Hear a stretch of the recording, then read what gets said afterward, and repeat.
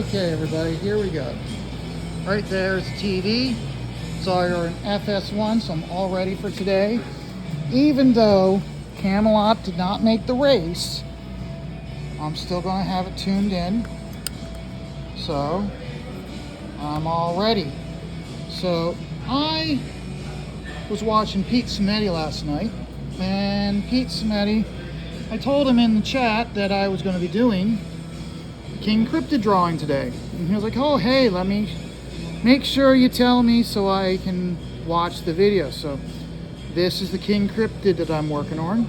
So this is Pete's book, and just so you guys know, he has his spring campaign up. He has it available through his site, and so I will have the link in the video, so that way after you're done, if you want to check out any of Pete's projects, you can go straight to his website and you can check them out. So I got an email also yesterday from Graham Nolan, which means that I've got Ghost of Matacuma Key. I've got that coming to me. Now that book I'm very excited about, because he's going to explain how all of the Nolanverse books are connected to Monster Island. So once I've read that and I know what the connector is, I can almost guarantee you I'm going to be doing a fan piece of Graham's Nolanverse characters. So I'll have it somehow figured out. I'll read Ghost Matacuma Key multiple times to get a good idea of how I want to do it. So I don't really have any ideas right now because I want to know what the connector all is. So we'll find out. So, but until then, and like I said, this is Pete Smetti's character, King Cryptid. I think last week in my video I talked about King Cryptid and how I really like how Pete Smetti's really doing some world building with his book, but he's doing it one story at a time. So each story is a self-contained story, but yet it opens you up to a little bit more of each issue to the world of King Cryptid and the characters in it. So I'm really curious about how that's going to go. So that's the reason why one of the reasons why I wanted to do this King Cryptid piece was just to get a feel for the character. Plus also, Red Valkyrie once every quarter, she'll do her art auction. So I'm probably going to have this available I'll take part in the auction and have this available. So, and of course I'm stippling it. What I'm going to do right now is I'm going to thicken this line by going over it by doing an extra row of lines. It darkens up this side and it gives some depth to this, because remember, this is the stone gem in his forehead which gives him his powers. So you want to give it some real prominence there. And then what I'm going to do is, I didn't put it in, but I'll darken all this around his eyes so his eyes really pop. So the reason why I have it on, I had the TV request to be on FS1 is because Camelot was going to be in the ARCA race. I say was going to be in the ARCA race because unfortunately he did not qualify. The important thing is, though, is that it was nothing that he did wrong that he didn't qualify. He did his practice, he practiced as well, and he was talking about how they're going to tape up the front end, which is what you do. They were not doing anything out of the ordinary.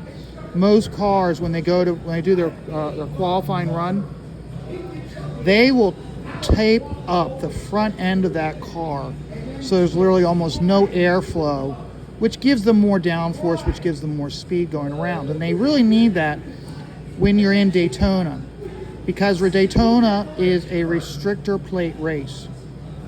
A restrictor plate race means that all the cars go relatively the same speed, which is where what's called drafting is so important. So cars will tape up their front end so they get more downforce, so they go faster, And unfortunately, I don't think what happened with him was he was doing his qualifying run, and when you do your qualifying run, you are hammered down. Your foot is pushing that, pushing the accelerator through the firewall. Okay, that's how. I mean, that's what I'm saying when I say hammer down. That's what they mean. Okay. His engine blew. That's nothing that he did not do anything wrong. He didn't accelerate wrong. That just happens when there's a malfunction within the engine. And those engines in NASCAR, they take a world of beating. So he didn't do anything wrong. So I was asked by someone about, well, what about like the Xfinity race or Cup? And okay, with NASCAR, you have 4 tiers. Top tier is the Cup Series. Secondary series, which would be your almost like kind of like your minor leagues. That is Xfinity racing. Xfinity racer for the drivers that are almost there at the Cup level, or they're Cup drivers that if a newer driver or a younger driver needs more experience, the team owner will have a Xfinity card to give the driver more experience. And many times they use that because they have like primary sponsors in their cars for the Cup Series, and they might have a secondary sponsor, and they'll just give that secondary sponsor some of the limelight with like more prominence on the car. So, because sponsorship is a big deal in NASCAR, more so than any other sport. Okay, and so you have Xfinity, you have the Truck Series, and then you have the ARCA Series. ARCA Series, and when Camelot talks about how these little rich kids with daddy being the CAOs of companies and just spending money to let their little kid have fun, he's absolutely right. The other thing also is ARCA many times is the diversity shield that NASCAR uses. They'll have you'll have more female drivers or drivers of minority in ARCA for them to be able to prove themselves. And if they're able to prove themselves in ARCA, they might get bumped up to the Truck Series or Xfinity if the driver is good primarily. Okay, so it's like you might have like 5 girls in the ARCA Series. It doesn't mean that they're guaranteed a ride to move up the following year into Cup or into the Truck Series. It's a proving ground. Okay, and the reason why you have to have that is these drivers have to prove, regardless of race or gender, they have to prove that they can handle themselves on a track. And so if they can't handle it on the track, because keep in mind, this isn't like baseball or football or golf. Okay, these people are driving cars. Okay, these cars are essentially lethal weapons. Okay, so they gotta prove that these guys are able to, that these people, these individuals, are able to handle themselves in racing situations, and that they don't endanger themselves or other drivers with reckless behavior. So that's another thing about with ARCA is, like I said, they use as a diversity shield. So when they get, you don't have enough minorities, you don't have enough girls. Like, we have the ARCA Series, which is a proving ground to show that they can handle themselves. So even though he didn't qualify, he can't just go over and get another ride because he's a better driver at that level. Now, what Camelot, I'm hoping he does, because he has the gift for it, is I'm hoping that he was able to use this weekend to network. Remember, last year he was driving in a regional series with a lot of retired drivers, and where he didn't use any names per se, he was talking to a lot of them, and he was joking around with them, and he was really getting to know them, which I'm sure is what gave him the ability, or gave him the opportunity, to get into an ARCA ride. So I am hoping he utilized it to the best of his abilities. I mean, heck, he has the gift of gab, which means I would say, like, remember Carl Edwards, before he was racing, he was many times, he was a spotter for drivers in the lower tiers before he made it big. Camelot, with him with the gift of gab, if he's a very observant individual, he might be able to get himself some spotting rides. So what if he's out at Phoenix and he drives in the ARCA ride and someone needs a spotter for another race that's going on that weekend? He might be able to get himself a spotter gig, which helps him network even better. So if anybody has the gift of gab to be able to network properly, it's that guy. So I have the best. And remember, after Daytona, he has a locked-in ride for Phoenix. Now, another thing I was also asked about was, well, how is he guaranteed a spot at Phoenix where he didn't have a spot in Daytona? Phoenix won't. Okay, you had your field of drivers was like 32 at Daytona. It's 32 spots, but you had 50 drivers. Okay, which means that he's got a race to get in. At Phoenix, you're not going to have 50 drivers trying to get a spot at the track. Why is that, you ask? Is because the winnings from Daytona is so high, okay? Whereas Phoenix, first place maybe, I'm just going to throw this out, and I know I'm wrong, okay? So I'm using this for an example, a verbal visual, folks. At Phoenix, the winning purse is $5,000 to win the ARCA race, okay? At Daytona, for the ARCA winner, it's going to be much higher. It's going to be like $25,000, $30,000. So you'll have a lot more people trying to get into the Daytona race as opposed to going out to Phoenix to get into that race. So that's what it means when he says that he's got a guaranteed spot out at Phoenix where he didn't have it out in Daytona. So just to give you guys an idea of how it works and how he can say he's got a definite spot, because he has to show up, his car is going to be there, and it's also Daytona, the engines, the cars at Daytona are a completely different body style than Phoenix. It's a completely different car, different type of engine. It won't have the restrictor plate within the engine, okay? And with that, all you have to do is go into YouTube and just type in restrictor plates, and you can get a quick tutorial about what a restrictor plate does for a race car at the tracks like Daytona or Talladega. And I think even, if I remember correctly, I think even Atlanta. If I remember correctly, they've redone Atlanta. Atlanta is now a restrictor plate track. So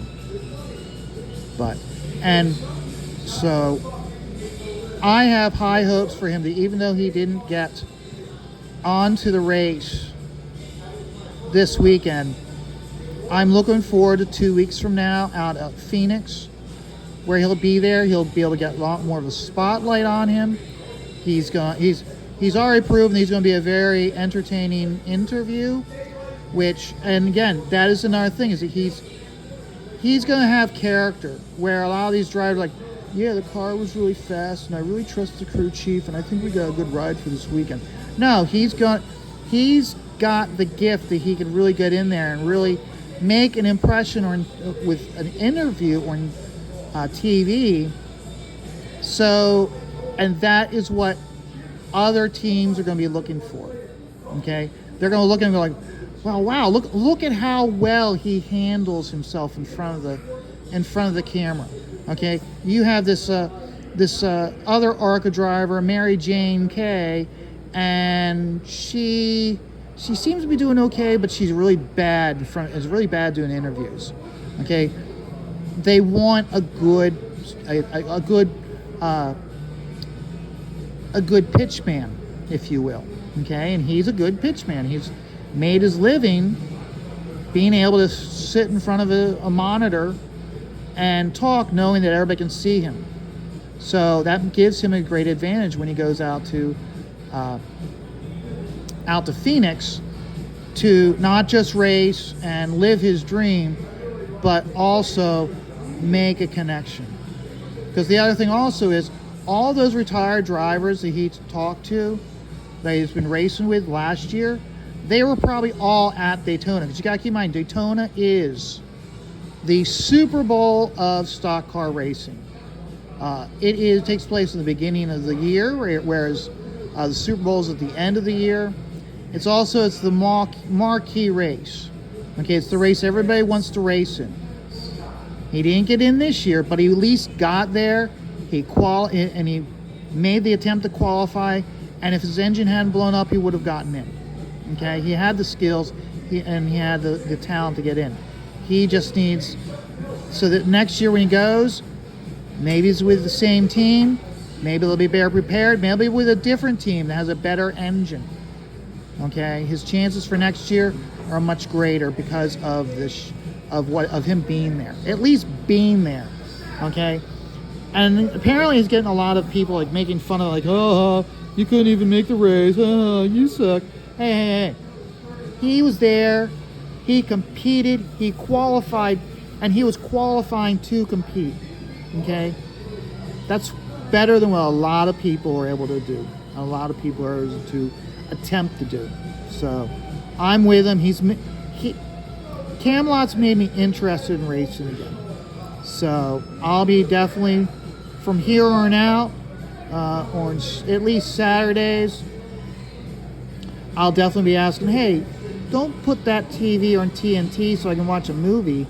Why don't you put that TV or an FS1 so I can watch the race? So get myself back into following the race, what's going on.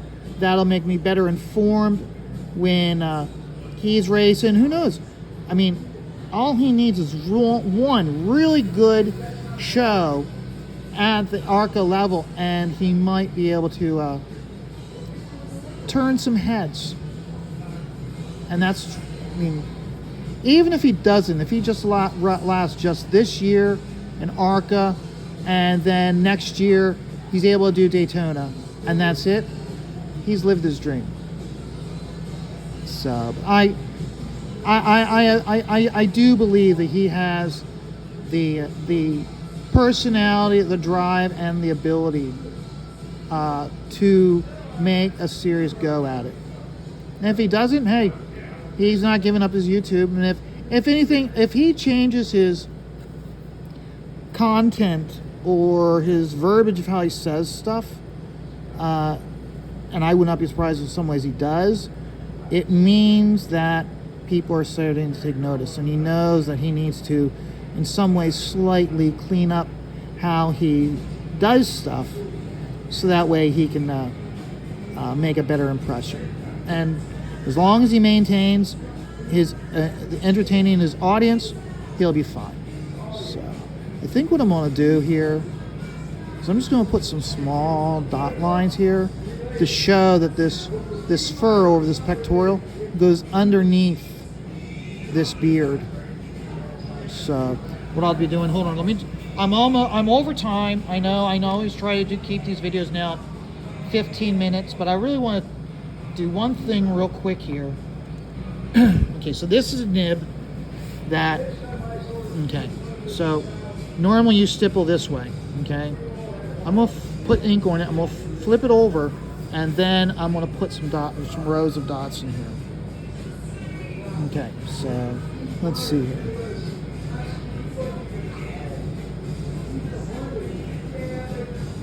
Let's see, there we go. Okay, see how it looks like it's tucked underneath his beard now? Yeah, that's what I wanted. So, yeah. So I'll work on that. I don't know if I'll keep working on this after I'm done with the video. I have other pieces to work on. So this might be the piece that I work on for the next 2 or 3 videos. So this King Cryptid, remember, and which works out because remember, King Cryptid has an active campaign. So each time I do a video on King Cryptid, I'll make sure I add the channel for the campaign, which is actually his store. So he has 1 through 4 available for you to buy right now, and then he's got his spring line coming out. So now, yeah, I'll just keep adding these dots here, and that way I don't have to do an outline of that. I don't have to do what's called a holding line. I can just create the holding line by going in here with these really tight lines. So yeah, this is how we do it, boys. That's good. That looks really good. Yeah. So, okay, guys, you guys enjoy your day. Remember, FS1 is where the races are today. I think they're going to, even though the ARCA race was took place yesterday because of rain down in Daytona. I'm figuring they're probably going to re-air it today sometime. So we'll find out. So guys, remember, guys, life is stressful, just like the stress that Camelot had yesterday, but you take it all 1 dot at a time.